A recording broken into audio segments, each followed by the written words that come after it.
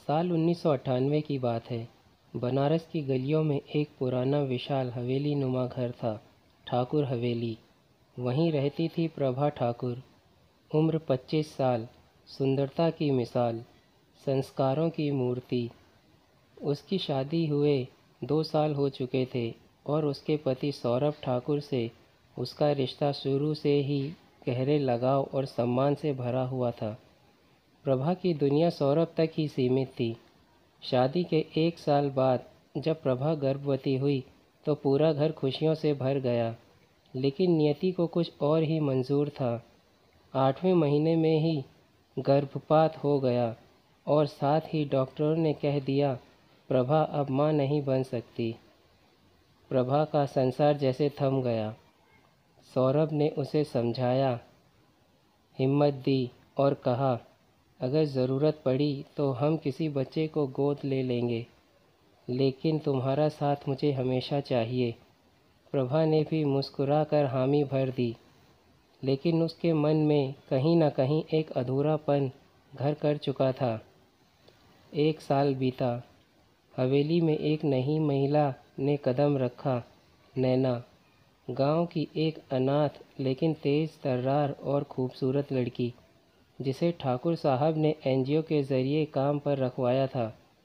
प्रभा ने ही उसे हवेली में घरेलू सहायिका की तरह काम दिलवाया, क्योंकि वह चाहती थी कि किसी बेसहारा को सहारा मिले। नैना की मासूमियत, खुलापन और मेहनत प्रभा को बहुत भाने लगे। उन्होंने उसे अपनी छोटी बहन जैसा मान लिया। नैना भी प्रभा को दीदी कहकर बुलाती और उसके हर काम में हाथ बंटाती। लेकिन जो प्रभा नहीं देख पाई वो था सौरभ की नज़रों में नैना का बदलता हुआ भाव। सौरभ को नैना की चंचलता, उसकी आँखों की चमक, उसकी खिलखिलाहट धीरे धीरे आकर्षित करने लगी थी। नैना भी शायद सौरभ के उस रौबदार सभ्य व्यक्तित्व से प्रभावित हो चुकी थी। धीरे धीरे बातें सीमाएं लांघने लगी, छोटी छोटी बातचीत, नज़रों के खेल।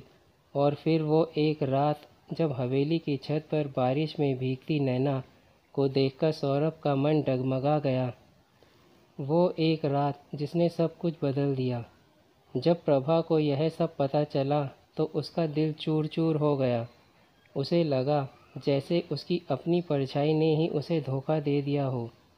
एक ओर उसका पति था जिससे वह बेपनाह प्यार करती थी, और दूसरी ओर वह लड़की जिसे उसने अपनी बहन माना था।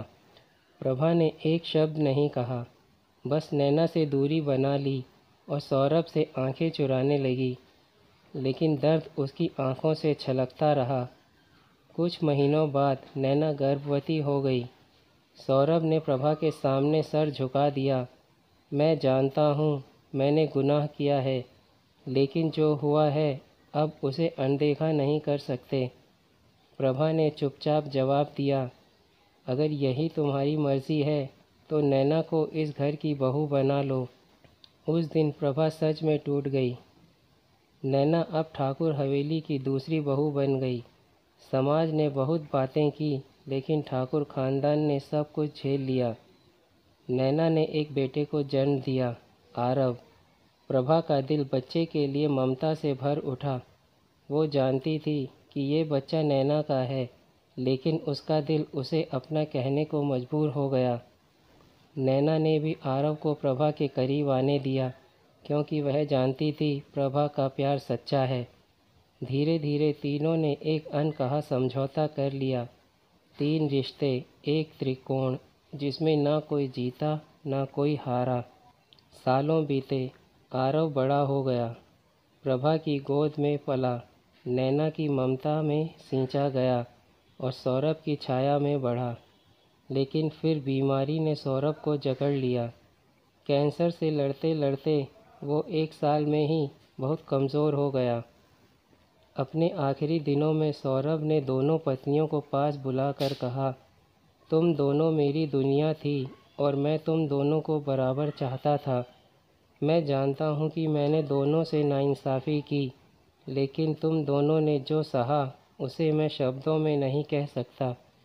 माफ़ कर दो मुझे। उस रात सौरभ दुनिया को छोड़ गया। सौरभ के जाने के बाद हवेली में सन्नाटा छा गया, लेकिन प्रभा और नैना ने एक दूसरे को थामे रखा। आरव अब उनका साझा लक्ष्य था। प्रभा ने नैना से कहा, तू मेरी सौतन नहीं है नैना, तू मेरी परीक्षा थी जिसे मैंने नहीं तूने पास किया है। नैना की आंखों से आंसू बहने लगे। उसने प्रभा के पैर छू लिए। आज आरव 20 साल का है, दोनों माँओं को बराबर मानता है। अब लोग पूछते हैं, तेरी असली माँ कौन है? तो वो मुस्कुरा कर कहता है, मुझे नहीं पता, मुझे बस इतना पता है कि मेरी 2 माएँ हैं और दोनों ने मुझे बराबर प्यार दिया है। हवेली में अब भी पुरानी तस्वीरें हैं। एक तस्वीर में सौरभ के साथ दोनों औरतें खड़ी हैं, मुस्कुराते हुए, जैसे एक ही दिल के 2 साए।